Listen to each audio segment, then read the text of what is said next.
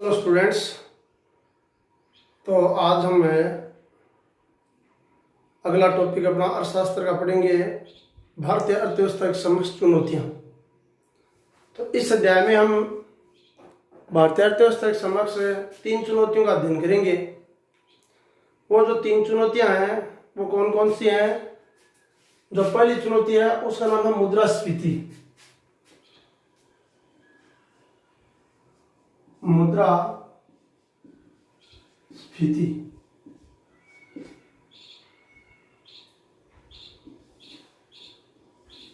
3 number का ये lesson है। 3 चुनौतियों के बारे में अध्ययन करेंगे। पहली हमारी चुनौती होगी मुद्रास्फीति, दूसरी चुनौती होगी हमारी गरीबी और तीसरी होगी बेरोजगारी। इन 3 चुनौतियों में पहली जो मुद्रास्फीति है इसको देख लेते हैं। सबसे पहले हम मुद्रा की परिभाषा देखते हैं। तो मुद्रा की परिभाषा आपको याद करनी है कि मुद्रा वो वैधानिक वस्तु है। मुद्रा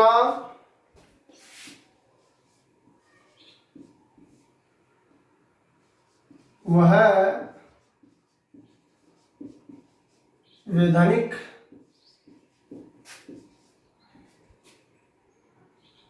वस्तु है जो विनिमय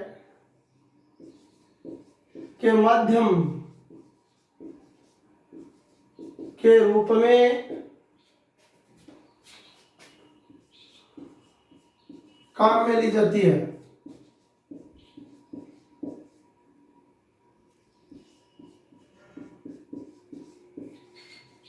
देखो परिभाषा हम ये जो देख रहे हैं अगले पाठ में इससे संबंधित हमारे मुद्रा के कार्य पढ़ेंगे। तो उसमें हमारे ये प्रश्न काम आएगा कि मुद्रा वो वैधानिक वस्तु है। वैधानिक शब्द का अर्थ आता है कानूनी मान्यता प्राप्त। जो वस्तुओं के विनिमय का मतलब है लेन देन के माध्यम के रूप में क्या ली जाती है, काम में ली जाती है। अब हम यहाँ पर देखेंगे मुद्रा से आगे जो शब्द नाम मुद्रास्फीति। तो मुद्रास्फीति को परिभाषित करते हैं। मुद्रास्फीति यानी अर्थशास्त्र में वो स्थिति है जब मुद्रा के मूल्य में क्या आती है, कमी आती है। जब मुद्रा के मूल्य में कमी आती है वह वस्तुओं की कीमत में क्या आती है, कमी आती है। तो हम क्या कहेंगे उसको, मुद्रास्फीति। समझना है मुद्रास्फीति में वस्तुओं की कीमतों में तो वृद्धि होती है परंतु मुद्रा के मूल्य में क्या आती है, गिरावट आती है।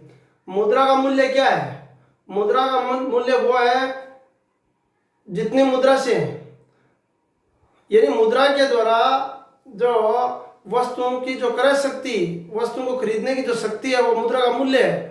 तो मुद्रा से जब हमें वस्तुओं को कम मात्रा में खरीद पाते हैं तो ऐसी स्थिति में हम उसे क्या कहेंगे, मुद्रास्फीति कहेंगे। मुद्रास्फीति के विपरीत एक शब्द होता है मुद्रास्फीति। इसमें मामला उल्टा होता है। कहने का मतलब इसमें वस्तुओं की कीमतें क्या होती है, कम होती है, जबकि मुद्रा का मूल्य बढ़ जाता है। तो दोनों स्थितियां ही अर्थशास्त्र में अच्छी नहीं होती है। मुद्रास्फीति में मुद्रा का मूल्य बढ़ता है परंतु वस्तुओं की कीमतें गिर जाती हैं। वस्तुओं की कीमतें इतनी गिर जाती हैं कि कई अर्थशास्त्रियों ने इसे नाम दिया है कि मुद्रास्फीति में हम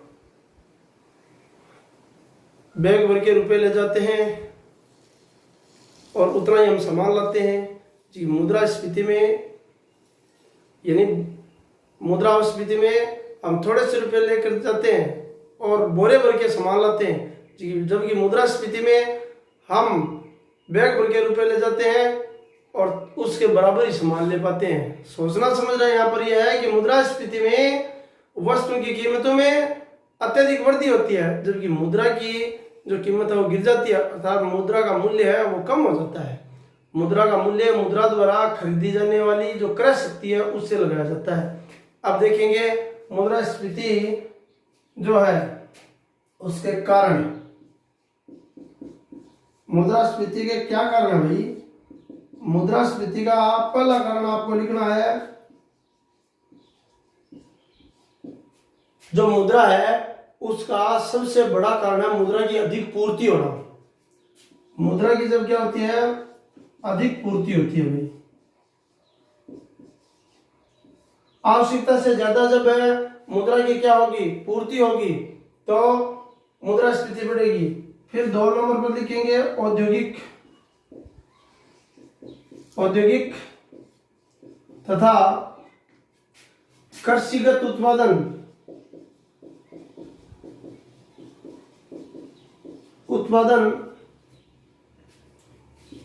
की धीमी वृद्धि। ये 2 महत्वपूर्ण कारण है हमारे। ये प्रश्न आ जाए कि मुद्रास्फीति के 2 कारण लिखो, तो मुद्रास्फीति के वैसे बहुत सारे कारण हैं, और कारण लिखे तो तीसरा कारण लिख सकते हैं सार्वजनिक व्यय में वृद्धि। सार्वजनिक जो व्यय यानी खर्चा है सरकार के द्वारा किया जाने वाला, व्यय में क्या होना, वृद्धि होना। चौथा कारण और लिख सकते हैं महंगे आयात। आपको 2 पॉइंट याद रखने हैं, ये 3 नंबर का पार्ट है। अमूमन इस पार्ट से एक नंबर के 3 प्रश्न आते हैं। आपको यहाँ पर जो प्रश्न बताए जा रहे हैं, उम्मीद करता हूँ कि तीनों प्रश्न मेरे बताए हुए प्रश्नों में से आएंगे। पढ़ना आपका काम है। वीडियो को 1 बार नहीं, 2 बार नहीं, 3 बार 4 बार आप देखेंगे तो ये आप भली भांति इनको समझ जाओगे। हमें सबसे पहले मुद्रा की परिभाषा, फिर मुद्रास्फीति की परिभाषा, अब हमने मुद्रास्फीति के क्या पढ़े, कारणों के बारे में अध्ययन किया। अब देखो मुद्रास्फीति से हानि होती है, क्या हानि होती है। मुद्रास्फीति की हमें 2 हानियां लिखनी है कि मुद्रास्फीति जो है वो समाज के लिए बहुत ही ज्यादा नुकसानदायी क्यों है। इससे पहला हानि का बिंदु क्या बनेगा, मुद्रा के मूल्य में कमी आती है भाई। पहली हानि है मुद्रा के मूल्य में क्या आना, कमी आना। और 2 नंबर जो बिंदु है, इससे जो बचत करता आदमी है, जो अपने धन को क्या करता है, बचत करता की बचत का मूल्य गिरता है। बचत करता की बचत का मूल्य गिरता है। मूल्य गिरता है या कम होता है, एक ही बात है। मुद्रास्फीति की स्थिति में वो लोग फायदेमंद होते हैं जो उधार धन प्राप्त करते हैं, क्योंकि वो अगर उधार धन प्राप्त करते हैं तो कम मूल्यवान मुद्रा को वापस लौटाते हैं, तो इससे बचत करता की बचत का मूल्य गिरता है। 2 बिंदु आप लिख सकते हैं कि जो भी मुद्रास्फीति है उससे क्या क्या हानियां होती हैं। अब हम देखते हैं इसके उपाय। उपायों में देखो 2 उपाय हैं, प्रश्न आ सकता है परीक्षा में कि मुद्रास्फीति को नियंत्रित करने के लिए सरकार द्वारा या भारतीय रिजर्व बैंक द्वारा कौन कौन से उपाय किए जाते हैं। तो पहला जो हम उपाय जिसकी चर्चा कर रहे हैं वो क्या होगा, मौद्रिक उपाय। क्या नाम है, मौद्रिक उपाय। समझ गए ना भाई बाल को, अच्छा बिंदु है, अच्छा प्रश्न है। मौद्रिक उपाय है वो भारतीय केंद्रीय बैंक, भारतीय जो केंद्रीय बैंक है जिसको हम क्या बोलते हैं, केंद्रीय बैंक और आरबीआई बोलते हैं भाई। अगले पार्ट में अपने ये चैप्टर आएगा केंद्रीय बैंक, शॉर्ट में लिख दें RBI. Reserve bank of India द्वारा कौन से उपाय किए जाते हैं, मौद्रिक उपाय किए जाते हैं। मौद्रिक उपायों के अंतर्गत भारतीय रिजर्व बैंक क्या क्या उपाय करेगी। सबसे पहला उसके द्वारा उपाय होगा, इन उपायों के अंतर्गत आरबीआई मुद्रा की मात्रा, आरबीआई द्वारा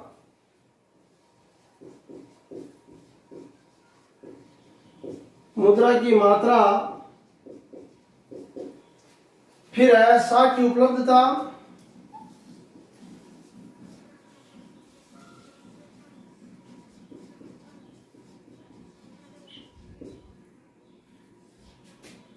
वह ब्याज दरों में परिवर्तन, ब्याज दरों में 3 बार लिखने में परिवर्तन करके समग्र मांग को कम करती है। समग्र मांग को क्या करती है, कम करेगी।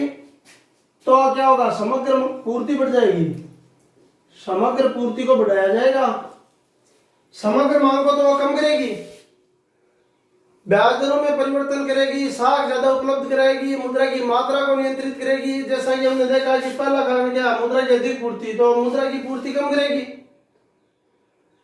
मुद्रा की पूर्ति कम करके साख उपलब्ध कराएगी और साथ ही साथ वो क्या करेगी, ब्याज दरों में परिवर्तन करेगी। तो इनके माध्यम से वो क्या करेगी,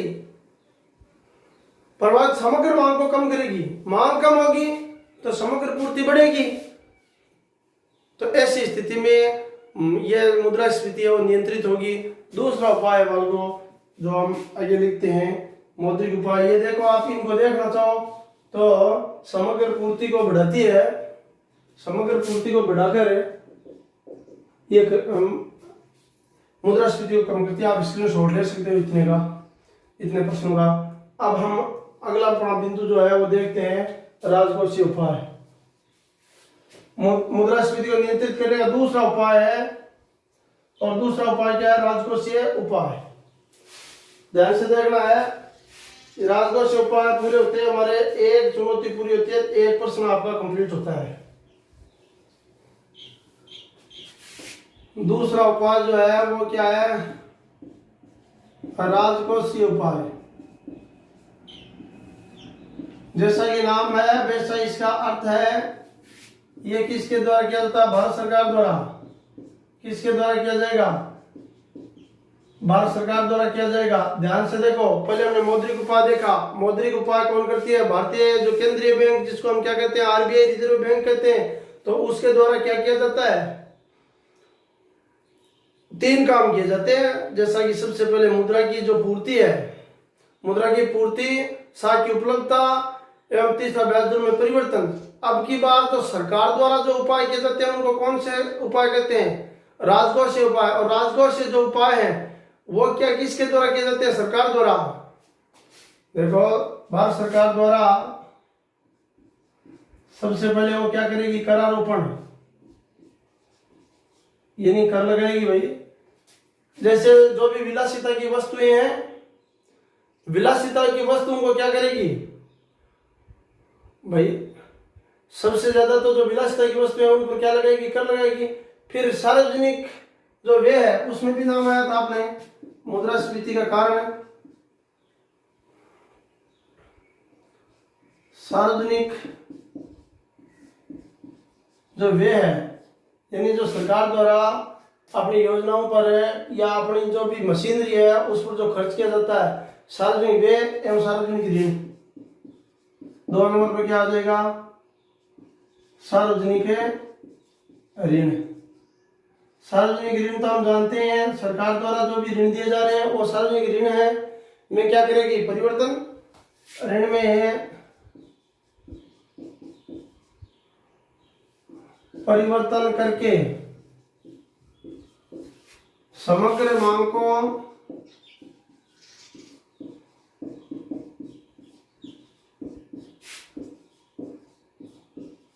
कम करके समग्र पूर्ति को बढ़ाकर मुद्रास्फीति को नियंत्रण करती है। देखो तीन चीज उसमें पड़ी, मौद्रिक उपाय में, और यहाँ पर हमने देखा राजकोषीय उपाय में भारत सरकार द्वारा करारोपण, सार्वजनिक एवं सार्वजनिक ऋण में परिवर्तन करके समग्र मांग को कम करके समग्र पूर्ति को बढ़ाकर ये क्या करती है, अपने राजकोषीय उपाय करती है। अब देखो मुद्रास्फीति दो प्रकार की है, पिछली बार का प्रश्न पूछा गया है। दो प्रकार की मुद्रास्फीति है, यहाँ पर फर्स्ट नंबर में है। एक तो है मांग प्रेरित मुद्रास्फीति,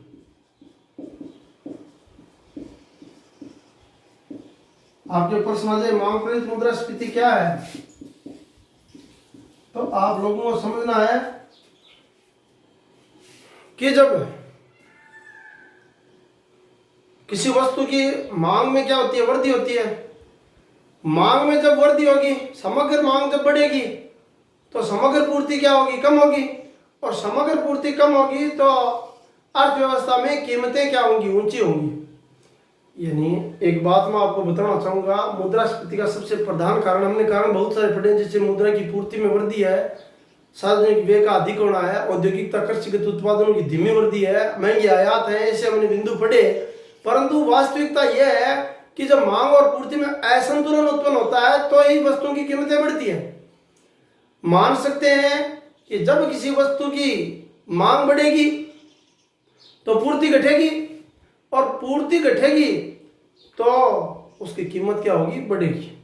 तो ये हमारे इकोनॉमिक्स का बहुत अच्छा प्रश्न है कि मांग प्रेरित मुद्रास्फीति में जब वस्तुओं की समग्र मांग में वृद्धि होती है तो समग्र पूर्ति कम हो जाती है। समग्र पूर्ति के कम हो जाने के कारण वस्तुओं की कीमतें में जो वृद्धि होती है वो मांग प्रेरित मुद्रास्फीति कहलाती है। और 2 नंबर जो है वह लागत प्रेरित मुद्रास्फीति।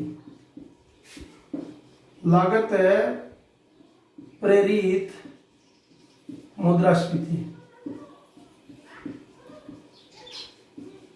इसको आपको बढ़िया तरीके से देखना है। जब वस्तुओं की लागत में क्या होती है, वृद्धि होती है, तो लागत में जब वृद्धि होगी तो पूर्ति घट जाएगी, क्योंकि बाजार में उस वस्तु की डिमांड नहीं होगी, मांग नहीं होगी। जब मांग नहीं होगी तो पूर्ति कम होगी, और पूर्ति कम होगी तो वस्तु की कीमत बढ़ेगी। सोचना समझना सिर्फ इतना ही है कि जब वस्तु की लागत में क्या होती है, वृद्धि होती है, लागत में वृद्धि होने के कारण उसकी पूर्ति में क्या आएगी, कमी आएगी, क्योंकि जो उद्योग है वो भी उस वस्तु को कम बनाएंगे, क्योंकि मार्केट उनको खरीदने के लिए तैयार नहीं है।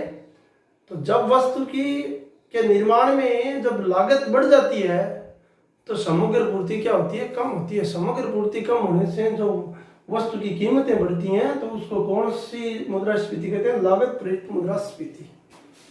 अब हमें यहाँ पर है एक प्रश्न और देखना है, मौखिक रूप से बताना चाहूंगा, कई परीक्षाओं में आया हुआ है। सामान्य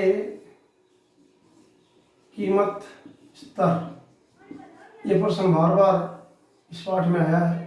सामान्य कीमत स्तर,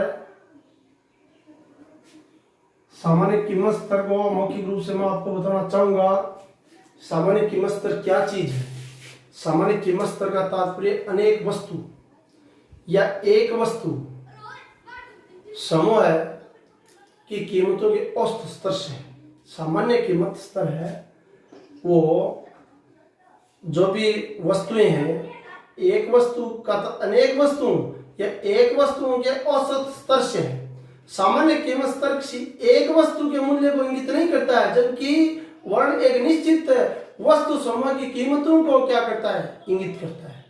सामान्य कीमत स्तर जो भी हमने इसके बारे में हमने अध्ययन किया है, तो इसको आपको समझना है कि सामान्य कीमत स्तर का तात्पर्य अनेक वस्तुओं या एक वस्तु समूह की कीमतों की औसत स्तर से। अतः सामान्य कीमत स्तर किसी एक वस्तु की कीमत को नहीं बताता, वरन यह एक निश्चित वस्तु समूह की औसत कीमतों को व्यक्त करता है। इसे क्या बोलते हैं, सामान्य कीमत स्तर। और अभी हमारे एक प्रश्न पहले भी चला, दोबारा दिखा दूं आपको, वो होता है मुद्रा का मूल्य। मुद्रा का मूल्य क्या होता है? मुद्रा के मूल्य से अभिप्राय हमारा मुद्रा द्वारा जो खरीदी जाने वाली वस्तु की जो क्रय शक्ति है उसको क्या बोलते हैं, मुद्रा का मूल्य कहते हैं। तो बालकों, हमने यहाँ पर मुद्रास्फीति के सभी प्रकार के प्रश्नों को अध्ययन करने का प्रयास किया। सबसे पहले हमने मुद्रा का अर्थ एक बात, दूसरी बात मुद्रास्फीति का अर्थ, फिर मुद्रास्फीति के 4 कारण, फिर हमने मुद्रास्फीति की 2 हानियां, और फिर हमने इसके 2 उपायों का अध्ययन किया, जिसमें पहला मौद्रिक उपाय जो आरबीआई भारतीय रिजर्व बैंक ऑफ इंडिया द्वारा चलाए लागू किए जाते हैं, और दूसरा हमने पढ़ा क्या, राजकोषीय उपाय। इसके बाद हमने देखा मुद्रास्फीति के प्रकार है, एक मांग प्रेरित मुद्रास्फीति है, एक लागत प्रेरित मुद्रास्फीति है। अब एक प्रश्न हमने छोड़ दिया, मुद्रास्फीति को मापने की सूचकांक। देखो, मुद्रा स्फीति को मापने के सूचकांक, इसको भी देख लो। 2 सूचकांक होते हैं, पहला उपभोक्ता मूल्य सूचकांक। भारत देश में इस सूचकांक को माना जाता है उपभोक्ता मूल्य सूचकांक, और दूसरा है थोक मूल्य सूचकांक।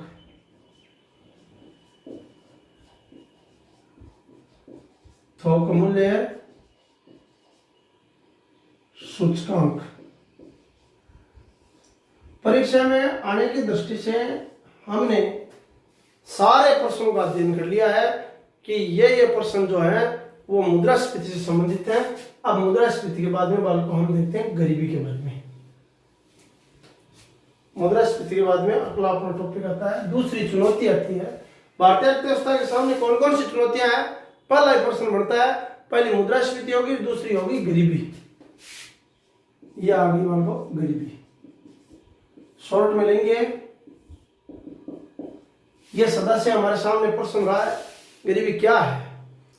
जब हमारे यहाँ की जो सामान्य परिभाषा के रूप में जब हम देखेंगे तो मनुष्य की जब मूलभूत आवश्यकताएं पूरी नहीं होती हैं, जिसमें मूलभूत आवश्यकताओं में हम रोटी है, कपड़ा है, मकान है, शिक्षा और स्वास्थ्य, 5 मूलभूत सुविधा होती है मनुष्य की, वह जब उसे प्राप्त नहीं होती है तो ऐसी स्थिति में से क्या नाम दिया गया है, गरीब या गरीबी नाम दिया गया है। तो गरीबी के अंतर्गत हम 2 अवधारणाओं के बारे में पढ़ेंगे। एक तो है क्या, निरपेक्ष गरीबी, जिसका अर्थ मैंने आपको अभी अभी बता दिया। निरपेक्ष गरीबी, गरीबी की कितनी अवधारणा है, 2। एक का क्या नाम है निरपेक्ष, दूसरे का क्या नाम है सापेक्ष। निरपेक्ष गरीबी में तो सिर्फ एक ही बात होती है कि जब मनुष्य अपने जीवन की मूलभूत आवश्यकताओं को पूरा नहीं कर पाता है, जिसमें 5 चीज हैं, रोटी है, कपड़ा है, मकान है, शिक्षा और स्वास्थ्य, तो उसको कौन सी गरीबी कहेंगे हम, निरपेक्ष गरीबी। अब इस निरपेक्ष गरीबी में जो आदमी द्वारा भोज्य कैलोरी प्राप्त की जाती है उसको आधार बनाया जाता है। इसके आधार पर निरपेक्ष गरीबी में ग्रामीण क्षेत्र में 2400 कैलोरी से कम भोजन प्राप्त करने वाले और शहरी क्षेत्र में 2100 कैलोरी से कम भोजन प्राप्त करने वाले व्यक्तियों को गरीब माना गया है। तो अब कौन सी गरीबी हमारे, सापेक्ष गरीबी, ये मोस्ट है।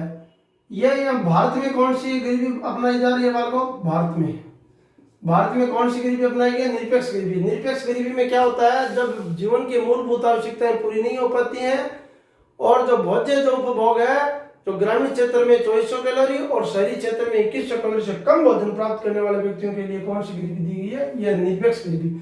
सापेक्ष गरीबी में क्या होता है, समाज या राष्ट्र के विभिन्न वर्गों के बीच, देखो समाज व राष्ट्र के विभिन्न वर्गों के बीच। अब देखो आपको मैं समझाना चाहूंगा, समाज एवं राष्ट्र के जो विभिन्न वर्ग हैं, वर्गों में एक अमीर गर्भ है, गरीब है, आय या धन, बीच क्या है, आय या धन, या फिर क्या नाम दे दें, उपभोग।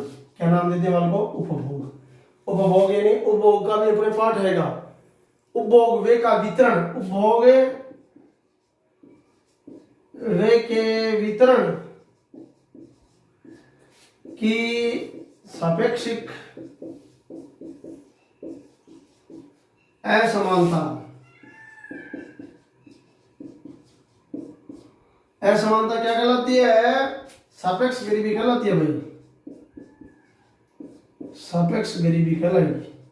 इसको आपको थोड़ा समझना है कि समाज या राष्ट्र के विभिन्न वर्गों के बीच आय या धन या फिर क्या उपभोग वे के वितरण में सापेक्षिक असमानताओं को सापेक्ष गरीबी कहलाते हैं, या वितरण की सापेक्षिक असमानताओं का माप भी लिख सकते हैं। सापेक्षिक असमानताओं का माप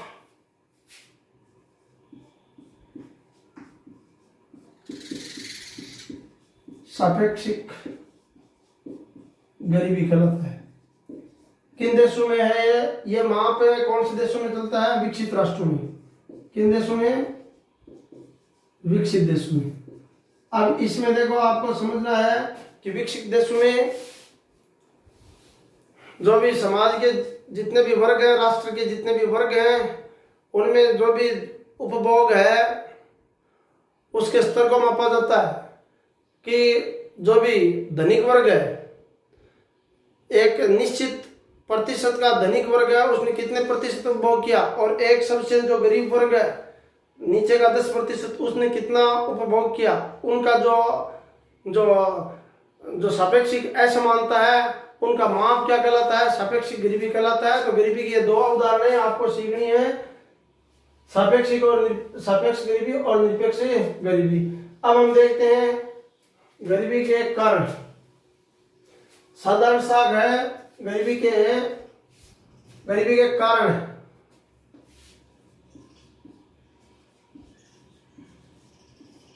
सबसे पहला कारण हम देखें तो इसका कारण होगा बिल्कुल सामाजिक कारण। कौन सा? सामाजिक कारण। भारत एक रूढ़िवादी देश है। कुछ हमारे यहाँ पर सामाजिक जो कुप्रथाएं ऐसी हैं जो आदमी को गरीब बना देती हैं। जन्म से लेकर मृत्यु तक यहाँ पर अनेकों सामाजिक कुप्रथाएं चलती रहती हैं। जन्म के समय, विवाह के समय और मृत्यु के समय अत्यधिक धन का क्या किया जाता है? दुरुपयोग किया जाता है, जिससे व्यक्ति क्या हो जाता है? गरीब हो जाता है। विदेशों में ऐसी समस्या नहीं पाई जाती है भाई, विदेशों में ऐसी समस्या नहीं है, परंतु भारत जैसे देश में यह समस्या है।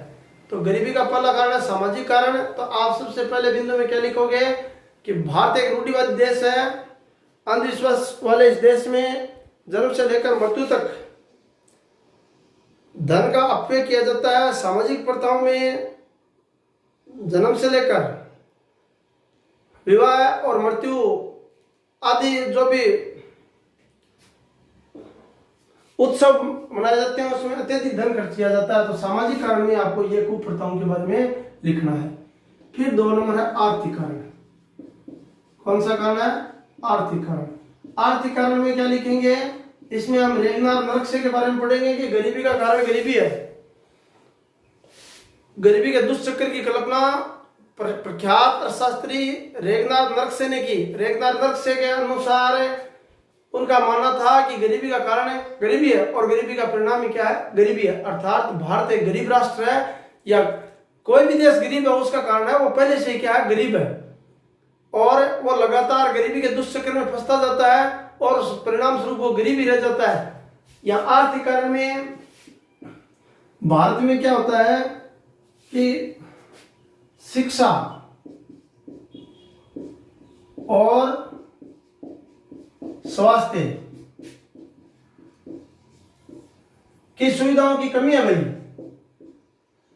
कि कमी होने के कारण व्यक्ति की आय नहीं बढ़ पाती है।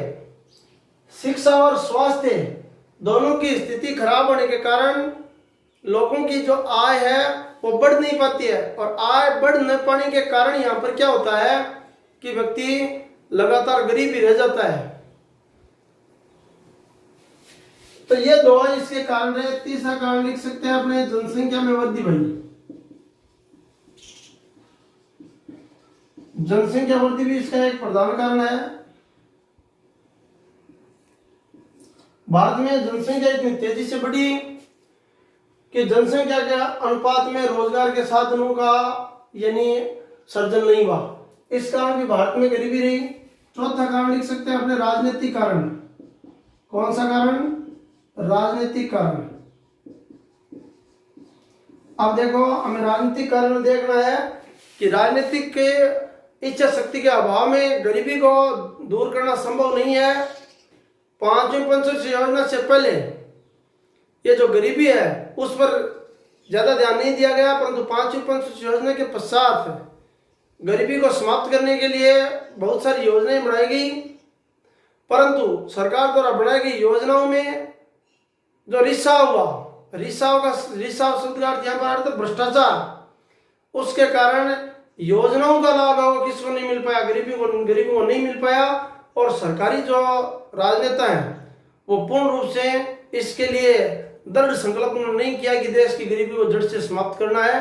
तो यहाँ पर है राजनीतिक कारण में आपको लिखना है कि राजनीतिक इच्छा शक्ति के अभाव में गरीबी को दूर नहीं किया जा सका।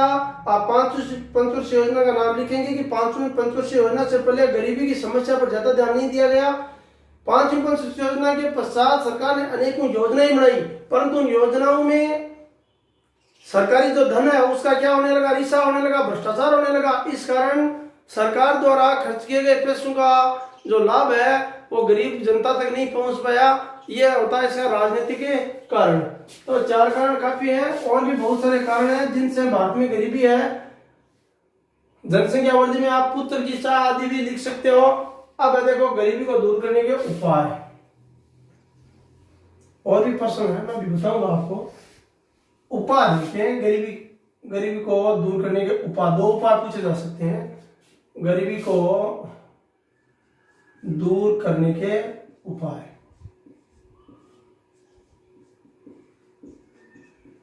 पहला, शिक्षा तथा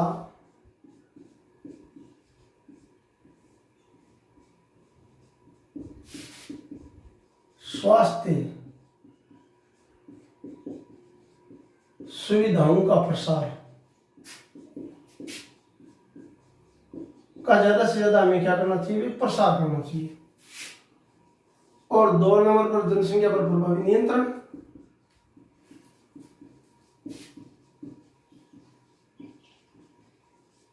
प्रभावी क्या करें, नियंत्रण करें। 3 नंबर पर लिखें तो लिख सकते हैं सामाजिक कुप्रथाओं को क्या करें, समाप्त करें। 4 नंबर लिख सकते हैं उद्योगों की स्थापना की जाए।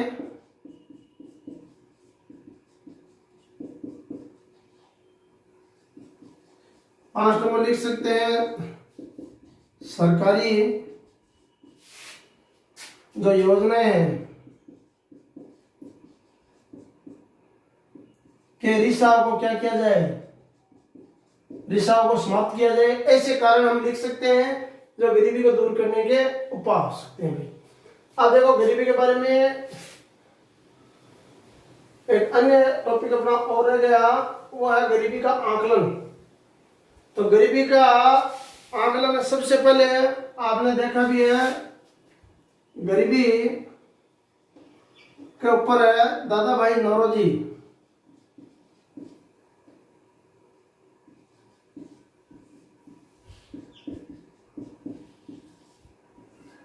नौरोजी ने 1868 में सबसे पहले गरीबी का आकलन किया। भाई ये हमारे पिछले इकोनॉमिक्स वाले पार्ट में भी दादा भाई नौरोजी के बारे में हमने देखा था। इसके बाद में 1962 में योजना आयोग ने भी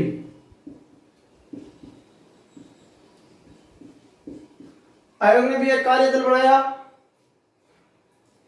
फिर 1971 में नीलकंठ रथ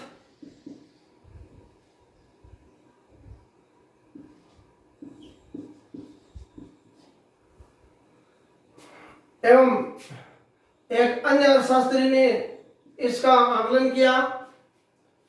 आगे चलकर यहां पर अलग कमेटी नाम आएगा। यहां पर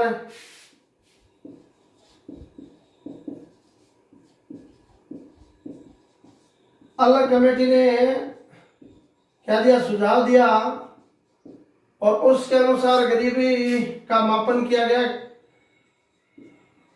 कैलोरी उपभोग के आधार पर। और कैलोरी उपभोग की चर्चा हम पहले कर चुके हैं।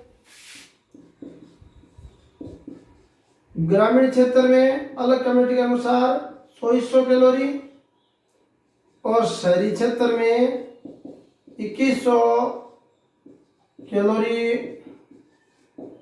भोजन से कम भोजन प्राप्त करने वालों को क्या माना गया, गरीब। परंतु इस पर सबसे महत्वपूर्ण कार्य किया प्रख्यात अर्थशास्त्री सुरेश तेंदुलकर ने। सुरेश तेंदुलकर के बारे में हम देखेंगे।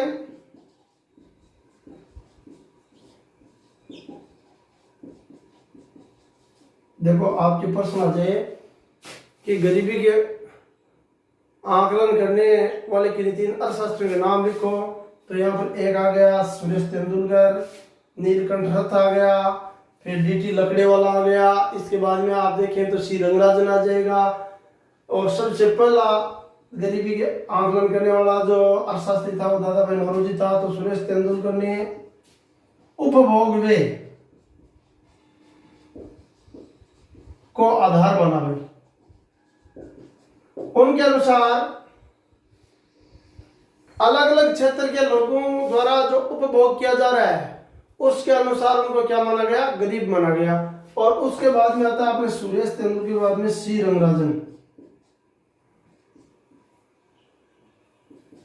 सी रंगराजन पूर्व भारतीय रिजर्व बैंक के गवर्नर। सी रंगराजन भी सुरेश तेंदुलकर के विचारों से सहमत थे और उपभोग को आधार मानकर ही गरीबी को परिभाषित किया। सुरेश तेंदुलकर ने ग्रामीण एवं शहरी क्षेत्र के लोगों के लिए जो मासिक जो व्यय था वो 1000 रुपये और 816 रुपये। शहरी क्षेत्र के लिए इसने 1000 रुपये और ग्रामीण क्षेत्र के लिए 816 या 14 जो भी रुपये हैं वे बना। उसके अनुसार भारत में 21.3% लोग क्या हैं, गरीबी रेखा से नीचे हैं, जबकि इन्होंने थोड़ा ऊपर माना। इस कारण 29.5% लोगों को गरीबी रेखा से नीचे माना। किसने, सी रंगराजन ने। तो ये था बालकों गरीबी के आकलन से संबंधित जो हमारे प्रश्न है, प्रश्न नहीं है कोई खास, फिर भी इनके बारे में हमें अध्ययन करना था। तो देखो सबसे पहले गरीबी के बारे में हमने देखा। गरीबी 2 अवधारणाएं हैं, सापेक्ष गरीबी और निरपेक्ष गरीबी। भारत में निरपेक्ष गरीबी को अपनाया गया है। निरपेक्ष गरीबी जिसमें हमने क्या नाम दिया गया है, निरपेक्ष गरीबी में जीवन की मूलभूत आवश्यकताएं पूरी। अब आ जाती है मोस्टली बेरोजगारी भाई। इसमें आपको समझना है कि बेरोजगारी क्या है। परिभाषा आपको मैं बताऊंगा, साधारण परिभाषा है। जब सब सक्षम व्यक्ति के द्वारा प्रयास करने पर भी रोजगार का नहीं मिल पाना क्या कहलाता है, बेरोजगार कहलाता है। उससे उत्पन्न समस्या क्या कहलाती है, बेरोजगारी। एक बार दोबारा, जब सक्षम व्यक्ति के द्वारा प्रयास करने पर भी रोजगार का नहीं मिल पाना बेरोजगार कहलाता, और उससे उत्पन्न समस्या क्या कहलाती है, बेरोजगारी कहलाती है। तो बेरोजगारी जो है भारत में उसके भी कई प्रकार हैं। सबसे पहले आ जाती है कौन सी बेरोजगारी भाई, मौसमी बेरोजगारी। मौसमी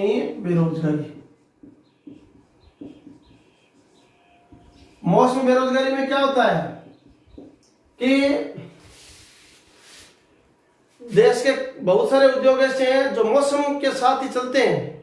एक मौसम समाप्त होने के पश्चात वो उद्योग क्या हो जाते हैं, बंद हो जाते हैं, और उनमें लगे हुए व्यक्ति क्या हो जाते हैं, बेरोजगार। मौसमी बेरोजगारी ज्यादातर जिन उद्योगों में पाई जाती है उनमें आप नाम लिख सकते हो। जैसे चीनी उद्योग है, गन्ना कटेगा तो चीनी मिलें चलेंगी, 4 महीने वो चीनी मिलें चलेंगी, तो उसमें काम करने वाले जो लोग हैं वो 8 महीने क्या हो जाते हैं, बेरोजगार हो जाते हैं। तो आपको लिखना है देश में बहुत सारे जो उद्योग हैं वो मौसमी उद्योग है, उनका एक यानी समय निकलने के बाद उसमें लगे हुए लोग क्या हो जाते हैं, बेरोजगार हो जाते हैं, वो उद्योग धंधे बंद हो जाते हैं। जैसे आप देख सकते हो पतंग उद्योग है, पतंग उद्योग के बाद में पटाखा उद्योग है, तो ये वर्ष भर नहीं चलने वाले हैं। ये एक निश्चित समय बाद में क्या हो जाते हैं, बंद हो जाते हैं। बंद होने के कारण, वो उद्योग धंधे बंद होने के कारण उसमें लगे हुए लोग क्या हो जाते हैं, बेरोजगार हो जाते हैं। इसे मौसमी बेरोजगारी कहते हैं। अब 2 नंबर में हम देखते हैं संरचनात्मक बेरोजगारी। संरचनात्मक है बेरोजगारी,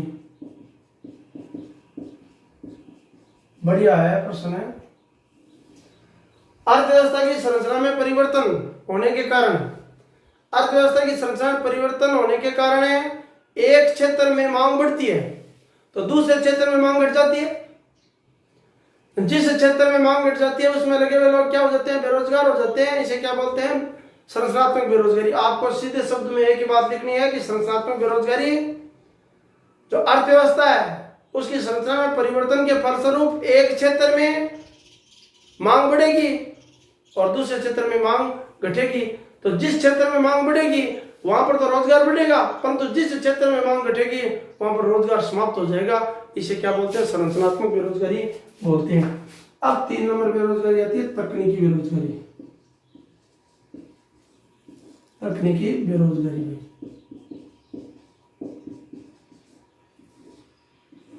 आधुनिक युग है। आधुनिक युग में विभिन्न कार्यों में मशीनों का प्रयोग होने लगा है और मशीनों का प्रयोग होने के कारण मजदूरों 100 मजदूर का काम एक ही मशीन कर देती है। तो आपको लिखना है आधुनिक युग में अनेकों कार्य मशीनों की सहायता से किए जाने लगे। मशीनों के आ जाने के कारण उस काम को जो पहले उस काम में जो लोगों को पहले रोजगार मिला हुआ था वो लोग क्या हो गए? बेरोजगार हो गए। अब मान सकते हो अपने कृषि क्षेत्र में देख लेते हैं, कृषि का बहुत सारा कार्य है वो मशीनों से होने लग गया। जैसे फसल की कटाई है वो मशीन से होने लगी। मशीन से होने के कारण अब बहुत सारे लोगों का रोजगार क्या होता जा रहा? समाप्त होता जा रहा है। इसे तकनीकी बेरोजगारी कहते हैं। अब वाली मोस्ट बेरोजगारी है चौथी, घर्षणात्मक बेरोजगारी। घर्षणात्मक बेरोजगारी भाई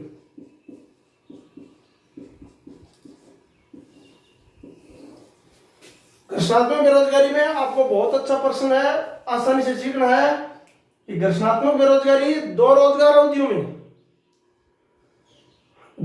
2 रोजगार अवधियों के मध्य में जो बेरोजगारी उत्पन्न होती है उसे घर्षणात्मक बेरोजगारी कहते हैं।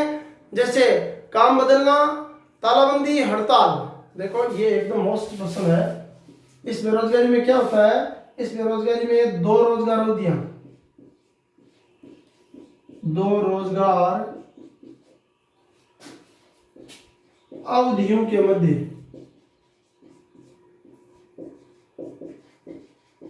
मध्य का जो टाइम है, जैसे मान लेते हैं कोई आदमी पहले तो कृषि का कार्य कर रहा था, अब उसने कृषि का कार्य वो पूरा करके दूसरे रोजगार के लिए वो तलाश रहा है, तो उसे तलाशते तलाशते 2 महीने का टाइम लग गया। तो 2 रोजगार अवधियों के मध्य का टाइम है। तो 2 रोजगार अवधियों के मध्य के समय में जो व्यक्ति बेरोजगार होता है उसे क्या बोलते हैं? ऐसी बेरोजगारी को घर्षणात्मक बेरोजगारी कहलाते हैं। इसके कारण देख लो, एक तो है काम का कार्य का परिवर्तन भाई, कार्य परिवर्तन। फिर मान लेते हैं मजदूरों ने हड़ताल कर दी भाई, तालाबंदी। बस आपको सीधी बात लिखनी है, 2 रोजगार अवधियों के मध्य जो बेरोजगारी उत्पन्न होती है उसे घर्षणात्मक बेरोजगारी कहते हैं। घर्षणात्मक बेरोजगारी में जो स्थितियां उत्पन्न होने का कारण है, सबसे पहला कार्य का बदलना, काम का परिवर्तन करना, तालाबंदी और हड़ताल। अगली बेरोजगारी आती है 5वीं, चक्रीय बेरोजगारी भाई।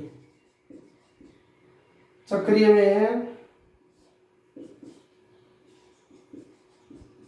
ये भाई चक्रीय बेरोजगारी हमारे यहाँ नहीं उत्पन्न होती है। चक्रीय बेरोजगारी किन देशों में होती है? औद्योगिक राष्ट्र यानी विकसित राष्ट्रों में उत्पन्न होती है। तो इसमें क्या होता है? अर्थव्यवस्था में व्यापार के उतार चढ़ाव यानी तेजी मंदी का दौर चलता रहता है। ये बात तो आप भी समझ रहे हो कि अर्थव्यवस्था में जब तेजी मंदी का दौर या व्यापार, जिसे व्यापार चक्र बोलते हैं, उसके कारण किसी क्षेत्र में मांग का बढ़ना और किसी क्षेत्र में मांग का घटना, इससे जो उत्पन्न बेरोजगारी है वो चक्रीय बेरोजगारी कहलाती है। मेरा समझना आपको बताना है कि चक्रीय और घर्षणात्मक बेरोजगारी जो है, नहीं जो संरचनात्मक बेरोजगारी है वो थोड़ी सी एक दूसरे से रिलेटेड है, परंतु यहाँ पर आपको चक्रीय बेरोजगारी विकसित राष्ट्रों के बारे में लिखना है कि चक्रीय बेरोजगारी में व्यापार चक्र यानी तेजी मंदी का दौर जब उत्पन्न होता है तो ऐसी स्थिति में कई उद्योग अल्पकाल के लिए क्या हो जाते हैं? बंद हो जाते हैं भाई। तेजी मंदी के दौर के कारण या व्यापार चक्र के कारण कई उद्योग अल्पकाल के लिए बंद हो जाते हैं। ऐसी स्थिति में उसमें लगे हुए लोग बेरोजगार होते हैं, उसे क्या बोलते हैं? चक्रीय बेरोजगारी। अब लास्ट बेरोजगारी है छिपी बेरोजगारी या उसको क्या बोलते हैं? प्रछन्न बेरोजगारी। प्रछन्न बेरोजगारी भाई।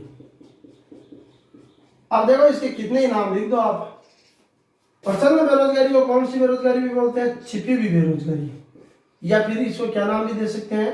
अदृश्य बेरोजगारी। बहुत सारे नाम है भाई। जैसा कि नाम में सा अर्थ है अदृश्य बेरोजगारी, छिपी बेरोजगारी या प्रचंड बेरोजगारी में व्यक्ति काम में तो लगा हुआ दिखाई देता है, परंतु उसके द्वारा जो उत्पादन है उसमें योगदान क्या होता है? शून्य होता है। बेहतरीन बात है कि व्यक्ति काम में लगा हुआ तो दिखाई देता है, परंतु उसके द्वारा जो उत्पादन है उसमें योगदान क्या होता है? शून्य होता है। अगर उस व्यक्ति को उस रोजगार से हटा भी दिया जाए तो भी क्या नहीं होगा? उत्पादन पर कोई परिवर्तन नहीं होगा। ऐसी बेरोजगारी कृषि क्षेत्र में पाई जाती है। कृषि क्षेत्र में अगर एक ही किसान के 4 पुत्र अगर खेत में लगे हुए हैं तो वो काम में लगे हुए तो दिखाई देते हैं, परंतु अगर उन 3 व्यक्तियों को उस खेत से हटाकर किसी दूसरे कार्य में लगा दिया जाए तो भी उत्पादन पर कोई परिवर्तन नहीं होगा, अर्थात आवश्यकता से अधिक लगे हुए लोगों द्वारा जो उत्पादन है वो क्या है? शून्य है।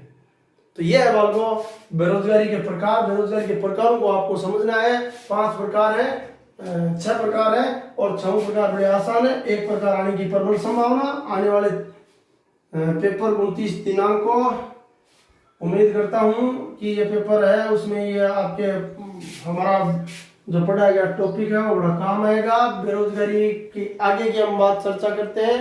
बेरोजगारी के कारण, बेरोजगारी के क्या पढ़ते हैं? कारण। पहला कारण है यानी यहाँ पर है शिक्षा का रोजगार उन्मुखी नहीं है। शिक्षा का रोजगार नहीं होना।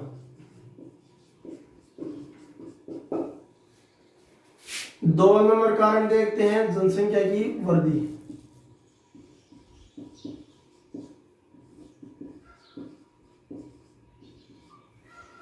फिर 3 नंबर में देखते हैं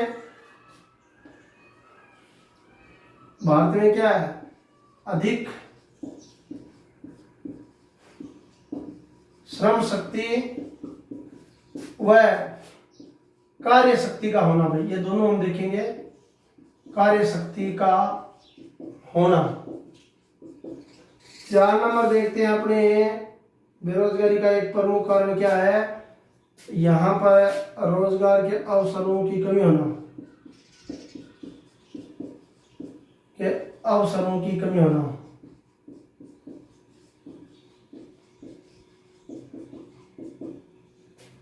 रोजगार के अवसर कम क्यों है? क्योंकि भारत में उद्योगों की कमी है। भारत में जो द्वितीय क्षेत्र है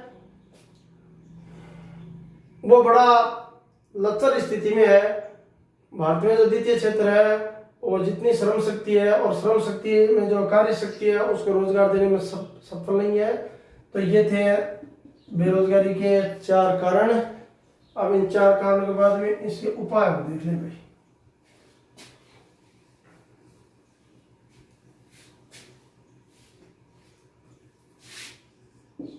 उपाय में पहला है शिक्षा को क्या करना है? सेमी बात लिखनी है। शिक्षा को रोजगारमुखी बनाकर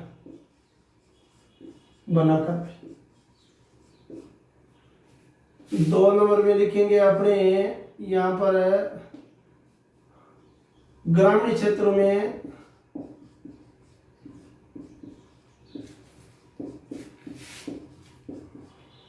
उद्योगों की स्थापना करके।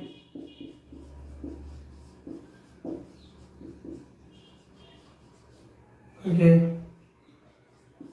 3 नंबर में हमें भारत में क्या है, यानी भारत में जैसे योजना चल रही है मेक इन इंडिया, यानी भारत में जो द्वितीय क्षेत्र है यानी विनिर्माण क्षेत्र, इसको द्वितीय क्षेत्र को क्या बोलते हैं अपने? विनिर्माण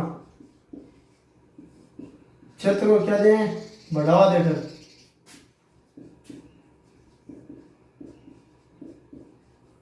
बढ़ावा देकर रोजगार को हम क्या कर सकते हैं? बढ़ा सकते हैं। अब है जो कृषि क्षेत्र है, कृषि क्षेत्र से जो भी मुक्त श्रमिक है के लिए अवसरों का सर्जन करके ये आपको 4 बिंदु लिखने हैं। जिससे रोजगार को बढ़ावा दिया जा सकता है। अब हम यहाँ पर बात करना चाहेंगे कि एक नाम है श्रम शक्ति। श्रम शक्ति तो वही है जो लोग बेरोजगार हैं, इन काम के इच्छुक सक्षम जो व्यक्ति हैं वो क्या कहलाते हैं, श्रम शक्ति। और उसके जैसा ही एक शब्द है कार्य शक्ति। कार्य शक्ति श्रम शक्ति का वो भाग है जो कार्य में संलग्न है, कार्य में लगा हुआ अर्थात रोजगार प्राप्त है। तो कार्य शक्ति को परिभाषित करना हो तो आप क्या लिखोगे, कार्य शक्ति श्रम शक्ति का वो भाग है जो कार्य में लगा हुआ है, संलग्न है, यानी वो रोजगार प्राप्त है। तो भारत में जो श्रम शक्ति है कुल, उसमें से कार्य शक्ति है वो कम है, अर्थात 2011-12 के आंकड़ों के अनुसार 2.5% लोग हैं वो क्या है, बेरोजगार है, यानी कार्य शक्ति है वो श्रम शक्ति में से कम है। तो ऐसा था हमारा पाठ। आपको अगर वीडियो अच्छा लगे तो इसको लाइक करें, इस पर कमेंट करें, और आगामी जो अपना वीडियो है वो मुद्रा और साख वाला होगा 4 नंबर का। इसमें हमने जो भी प्रश्न किए हैं उम्मीद करता हूँ कि परीक्षा में वो सारे प्रश्न हैं वो 3 नंबर